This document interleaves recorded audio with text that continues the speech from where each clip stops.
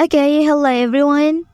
Here I want to provide a tutorial on how to turn on profile transfer on Netflix account on an Android device.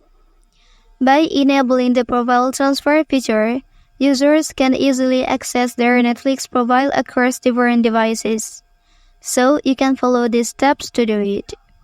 Please open the Chrome browser, and then here you can sign into your Netflix account. And then press three line here, and then you can select account. Okay, and then you can scroll down, and then you can select turn on profile transfer.